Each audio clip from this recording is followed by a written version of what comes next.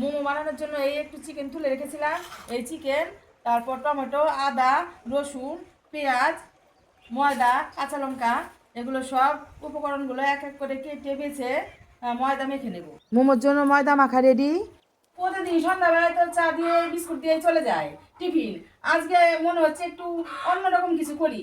আজকে একটু চিকেন মোমো খাওয়ার ইচ্ছে, তাই একটু বানালাম। মোমো এই যে পুর বানিয়ে রেখেছি, পুরটা আবার লবণ টবণ দিয়ে রেখেছি, তো টমেটো দিয়েছি, ঝোল ঝোল হয়ে গেছে।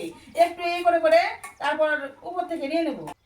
সসপ্যানে জল বসিয়ে দিয়েছি, জলটা ফুটতে থাকুক। এবার এই ফুটো থালাটা বেশ করে তেল মাখিয়ে নিই। এই থালাটার মধ্যে একটা একটা করে মোমোর শেপগুলো সাজিয়ে সাজিয়ে নেব।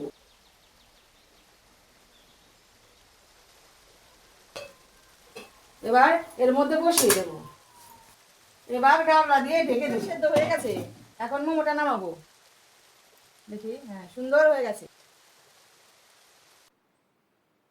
বেলা মোমোর টিফিন রেডি বন্ধুরা।